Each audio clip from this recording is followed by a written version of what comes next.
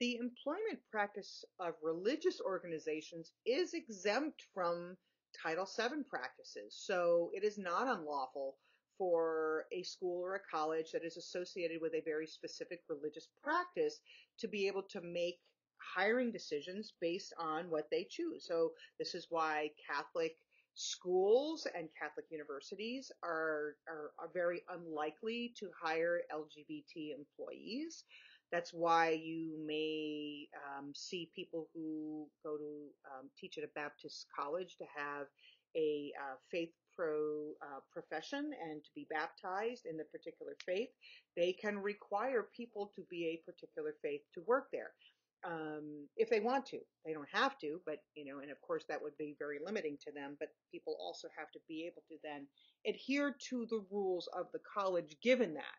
So those declarations of faith and things like that have become a really important part of that employment relationship. And whether or not we like it, it is the law, and the law does not protect you if you choose to work for an organization and they discriminate against you based on your religion. And it's a religious organization in that situation. Religion is also recognized as a basis for a bona fide occupational qualification. So within certain conditions, we can say, in order for someone to do this job, they have to have a particular faith, because that is part of the essence of what they're doing. And so again, we have to be really careful where that line gets drawn, but generally speaking, organizations, particularly religious organizations, can absolutely make decisions about who they want to hire or not hire based on religion. And religion can be a bona fide occupational qualification given that, depending on obviously the scope of the business and the scope of what the job entails. Courts give religious organizations really wide berth to determine who should be their ministers and their religious leaders. So the Catholic Church, the courts are not going to tell the Catholic Church, you must have ordained female priests. They're not going to do that.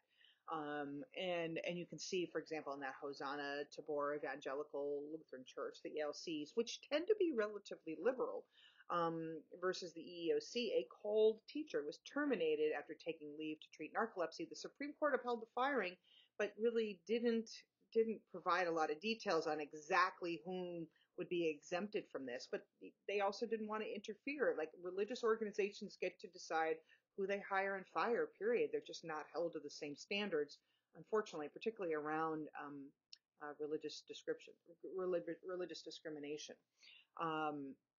Out of respect for free exercise clauses, courts are very reluctant to insert themselves in the inner workings of religious institutions. So, for example, you've got the Church of Jesus Christ of Latter-day Saints, the LDS Church, versus Amos. A janitor at a church-sponsored gym was fired for failure to pay dues, period. You don't pay your dues to the church, then you are going to be fired. And the church and the courts just do not believe they have the right to interfere with, under the Constitution, right, as we think about religious freedoms and religious expression, they give, religions wide berth in terms of what they can and cannot do.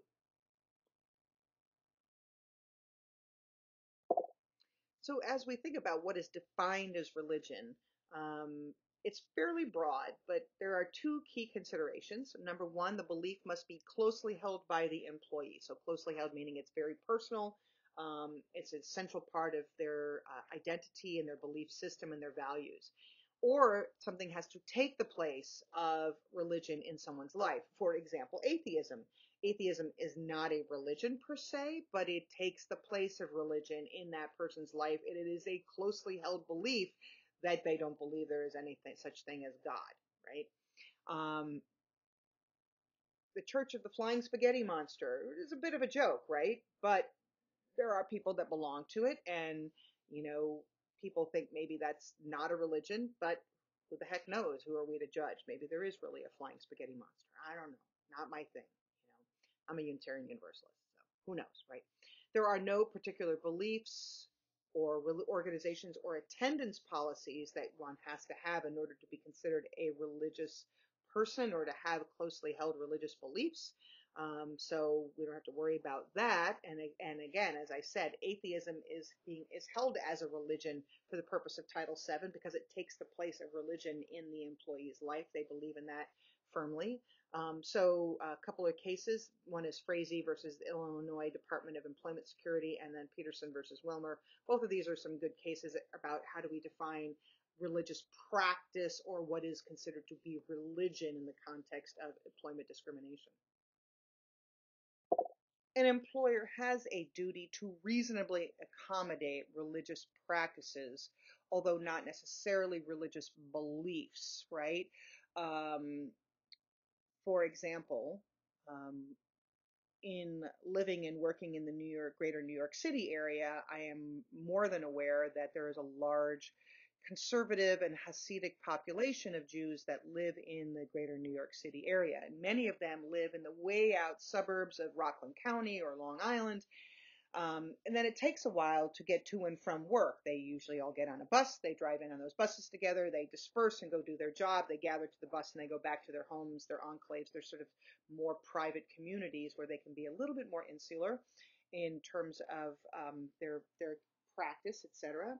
So they are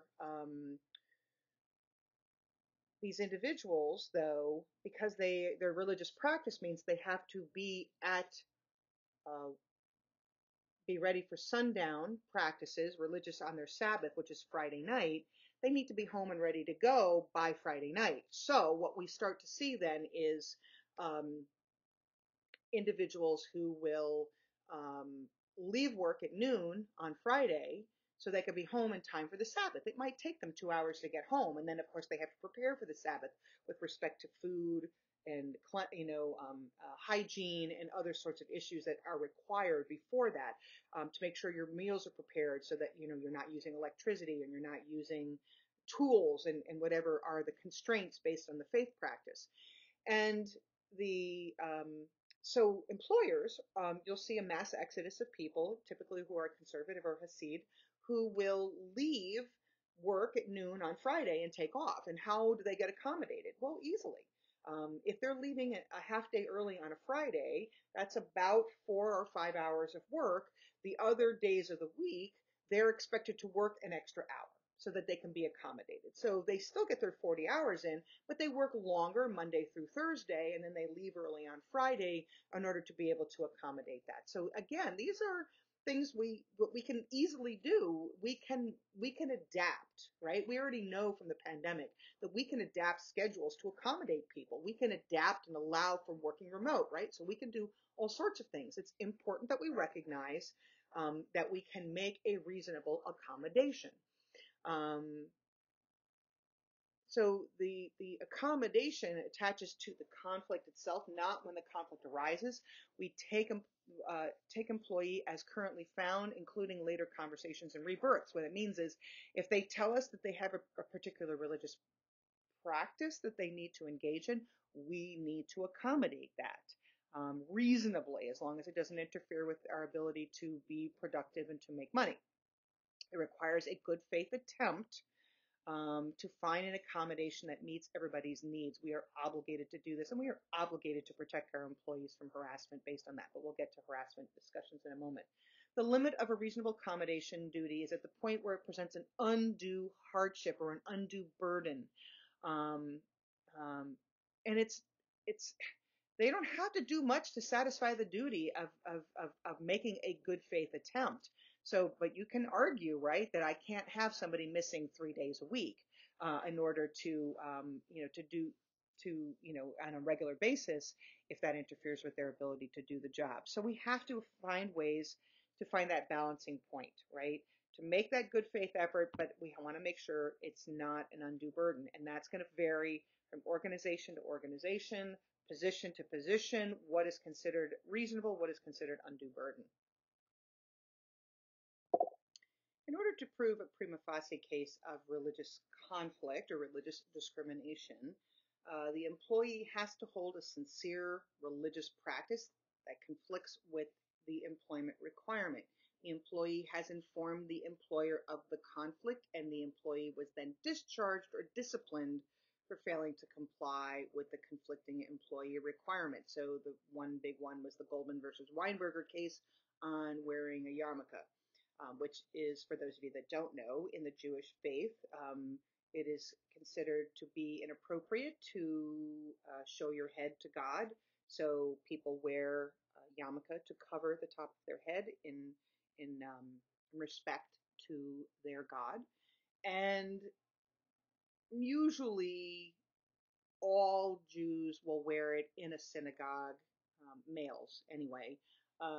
Women not so likely to, but men for sure, and certainly with conservative and Hasidic, um, more conservative and fundamental Jewish traditions, we will wear them all the time, even when they're out in public. Whereas usually Reformed or Reconstructionists won't wear them necessarily in public, but will wear them when they are in their temple practicing and praying. So that's an example of that. Once the prima facie case is established, the burden then shifts to the employer to either prove that they made a reasonable accommodation and it was attempted and it didn't work, or not. And again, that Wilson versus U.S. West Communications case is a good example of that. So there are some employer considerations when you're trying to determine religious conflict. What should that process looks like? What should the process look like? Make sure the basis for conflict is a religious one. So it has to be based on sincerely held or closely held religious beliefs or atheist beliefs. Attempt a good faith accommodation of the conflict. So if I am making an attempt to accommodate this conflict that we're having regarding religion and religious practice, and understanding the limits of the employer's duty. So the employer has to make a good faith attempt. But so the bottom line is, if the employer has tried every possible option that's available to them that does not present an undue hardship, then their Title VII obligation has been met and there is no liability. So the goal here is identifying what the conflict is and doing everything you can to make an accommodation as long as it doesn't interfere with the business, the underlying business, creating that undue hardship. Once we understand that, then our liability is very limited, in that as long as we've made the accommodation and the good faith effort, then the liability is limited and is not an issue. And the good example of that is Chalmers versus Tulane Company of Richmond. They made an attempt and they tried to accommodate and it didn't work out, so they had met their demands. The right to be free of religious discrimination is not absolute. So the bottom line is, if you are demanding an accommodation for your religious practice, and it's going to be an undue hardship for a particular company, they're under no obligation to keep you on board, and they can discriminate against you based on that. But they have to make that good faith effort. That's the standard that we are held to. As I said, the employer has a duty to reasonably accommodate a religious practice, and to accommodate to avoid a religious conflict.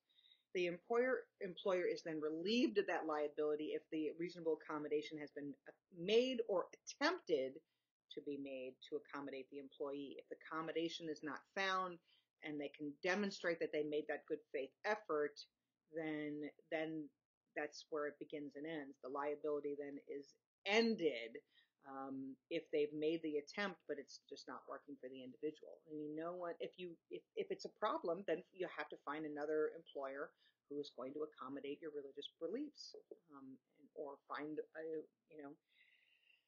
it's challenging to figure out where that line gets drawn. But I think it is important that we recognize there is a very clear line drawn, as long as a good faith effort and has been made to reasonably accommodate the employee's practice that's in conflict with our own policies and rules. Along with the employer's duty to make an accommodation, it is the employee's duty to cooperate in the accommodation. under Title VII, the employer is not required to resolve the conflict in only the way the employee wants. The employee must find a way to cooperate with their attempt to find a reasonable accommodation. So they can't say, nope, it's either my way or the highway. They have to, it's a compromise, right? It's going to be a compromise because the employer has the right to say, I need this work done in this manner, in this way, and then we have to figure out a way to make that accommodation. The accommodation need not be the most reasonable or the one that the employee wants. I mean, the bottom line is if the organization says, I'm willing to do this, but I'm not willing to do that, and I think that's the reasonable accommodation that I'm willing to make, because this would be an undue hardship for us, then the courts may support the employer in this situation. It may involve a reassignment for somebody to a different division or a different department. Could involve a demotion if they're not able to do the work at that level. And sometimes there isn't an accommodation that can be found, in which case then people have to part their ways. I mean, if the employee is still insisting on having that accommodation. There are a wide variety of factors that determine what is considered to be reasonable. So first of all, the employer has to make an attempt at an accommodation. You can't say, well, I'm sorry, I'm not going to accommodate you, and assume that you've met that reasonableness standard. So the employer has to make an attempt at making an accommodation. It has to also consider the size of the workforce, right? Larger organizations can absorb more accommodations than a smaller organization can. But it also depends on the nature of the job and the nature of the kind of accommodation that's being asked for. So where the conflict is, it may be dependent on the type of position that a person has. Like one position, there may be no way to make an accommodation, but if a person moves to a different position, an accommodation can be made there. So there's a lot of moving parts to this attempt to make an accommodation. And it requires some creativity. It requires willingness on both parties to figure out how to manage that. Employers are checking with other employees to see if anyone else is willing to assist in the accommodation. So, for example, let's say, I mean, and I know this is an ADA example, but let's say we had an employer that required somebody to lift a box and they couldn't physically lift the box, right? So could they get another employee to lift a box for somebody to make an accommodation, to have somebody else lift that box? And under the ADA, that could be considered a reasonable accommodation. Have somebody else lift the box. It's not a big deal. With religion, it's the same sort of thing. Can somebody else do something so that somebody could leave an hour early, right, to accommodate a religious holiday or a religious practice of some sort? Could another employee do that work and that would be considered a reasonable accommodation. So once a month, I might require somebody to do something, and the person can agree to do that, and we would make sure that they were, properly acknowledged for their contribution to be able to help their fellow employee get the job done that they needed to get done when they couldn't be there for religious reasons, right? There may be a financial element that we have to consider in terms of that reasonableness of the accommodation. And while there may not be necessarily reasonable, religious issues that are religious conflict issues that are going on in this, for religion and a financial cost to a religious accommodation, there may be. An example that I've used in the past with other classes is a group of Muslims who were praying, and they pray 5 times a day, and usually around noon, when the usually around noon there's a set prayer, and they need a private room to pray. Now, a company doesn't necessarily have to accommodate with a private room. Sometimes it's just not possible given constraints. But the problem that runs into that is, are people then being harassed? Are they being victimized by not having some privacy to be able to pray, or are they not being are they not being protected by the organization? So in a case that I've used in the past for some of my classes, there were a group of Muslims, again, that wanted to have a private place to pray because they were being harassed for praying in a corner of the cafeteria, and the organization never protected them from the harassment, and then it went to court. And the court will probably find that, they don't have to make the accommodation of finding them a private room, but they were obligated to stop the employees from harassing them while they were praying. So Obviously, accommodations need to be made around that, so we need to be careful. Then there's also the administrative burden of accommodations, right? And you can imagine for many of those employers in New York City that there are some administrative concerns around people who are leaving at noon on Fridays on a regular basis, and who are not available then to work from noon onward, um, on the job. And there are some administrative issues in terms of benefits and time cards and monitoring of hours that may be considered a burden. Most of the time it's not, but for something like that, that's really not a difficulty. It just depends on the extent to which it's an administrative burden and the extent to which the employer has to manage it and the number of employees that are taking advantage of that accommodation. There's all sorts of factors to take into consideration here.